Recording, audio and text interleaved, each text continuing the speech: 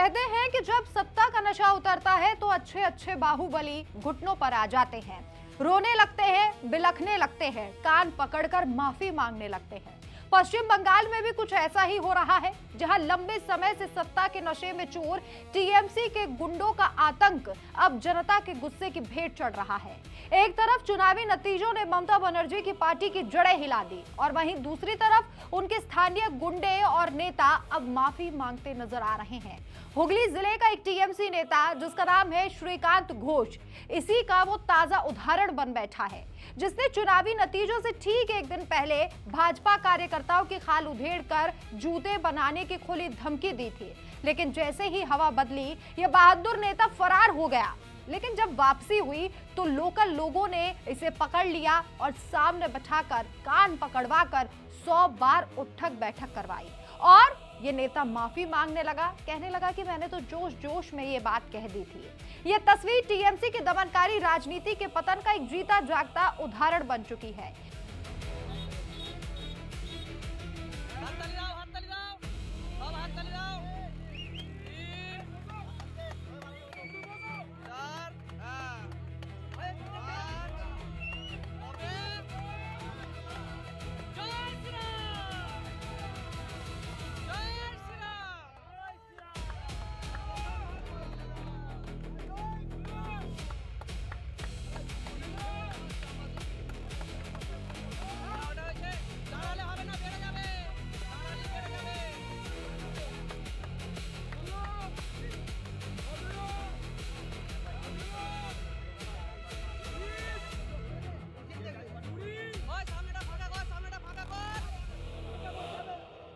Social media पर यह video तेजी से वायरल हो रहा है। वीडियो में दिखाई दे रहा यह व्यक्ति टीएमसी का नेता है या फिर यह कहे कि टीएमसी शासन में पाला गया एक गुंडा था। जब चुनाव थे तब इसने खुलेआम धमकी दी थी कि बीजेपी कार्यकर्ताओं की खाल उधेड़कर जूते बनाएगा, लेकिन आज माफी मांग रहा है। एक्स पर एक यूजर ने इस वीडियो को शेयर करते हुए लिखा, ये हुगली के टीएमसी का नेता श्रीकांत घोष है। इन्होंने रिजल्ट आने के एक दिन पहले कहा था कि नतीजे आने के 1 घंटे बाद मैं अपने एरिया में एक एक भाजपा कार्यकर्ताओं की खाल उधेड़ दूंगा और उस खाल से जूते बनवाऊंगा। और अब जब रिजल्ट आया तो रिजल्ट देखकर ये सज्जन फरार हो गए। खैर, अभी हाल ही में ये आए और लोकल लोगों के सामने कान पकड़कर 100 बार उठक बैठक किया कि वो सब मैंने जोश जोश में बोल दिया था, कृपया माफ कर दो। अब ये कान पकड़ रहा है, उठक बैठक लगा रहा है। लेकिन आप सोचिए, अगर पासा पलट जाता, टीएमसी जीत जाती तो कितने लोगों की जान भी जा सकती थी, क्योंकि इस व्यक्ति ने खुले तौर पर यह धमकी दी थी, खुलेआम ये धमकी दी थी कि बीजेपी कार्यकर्ताओं की चमड़ी उधेड़ी जाएगी, जूते बनवाए जाएंगे, जूते साफ करवाए जाएंगे। ये टीएमसी का हाल था। टीएमसी को लगा था कि जनता इस बार भी डर जाएगी, लेकिन जैसे ही प्रचार के दौरान पीएम मोदी, अमित शाह और योगी ने दम भरा, जनता को यकीन हो गया कि इन तीनों के होते हुए कोई उनका बाल भी बांका नहीं कर सकता।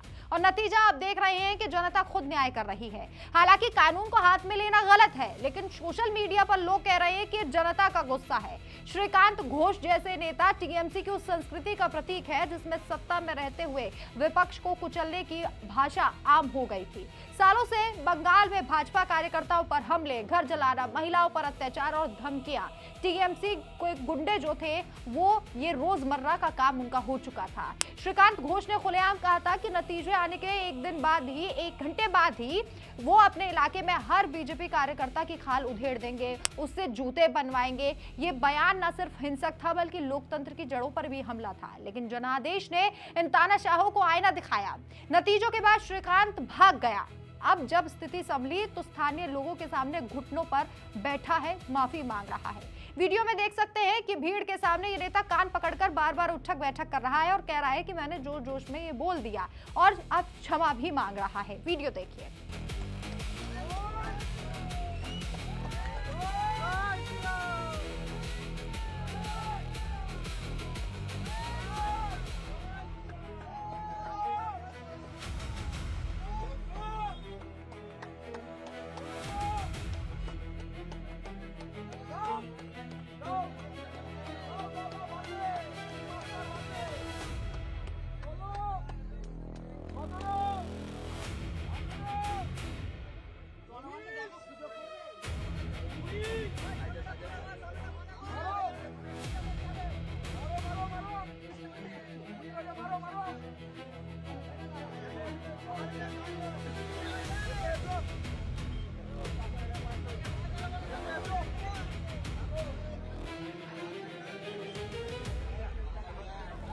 पश्चिम बंगाल के विधानसभा चुनाव के आसपास और बाद में टीएमसी के गुंडों की हिंसा की कई घटनाएं सामने आई, लेकिन अब जनता का धैर्य टूट चुका है।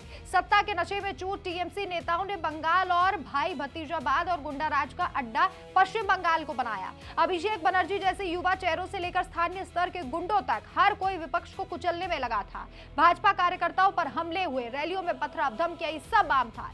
लेकिन चुनावी नतीजों ने सत्ता का समीकरण बदल दिया। अब वही गुंडे जो कल तक खाल उधेड़ने की बात कर रहे थे, आज जनता के सामने माफी मांग रहे हैं। ये कान पकड़कर सजा सिर्फ श्रीकांत घोष तक सीमित नहीं है। बंगाल की जनता को पूर्ण न्याय चाहिए। ऐसी धमकियों पर तुरंत एफआईआर दर्ज होनी चाहिए ताकि भविष्य में कोई भी नेता इस तरह की घिनौनी भाषा का इस्तेमाल ना करे। आपकी क्या राय है, कमेंट करके जरूर बताएं। नमस्कार।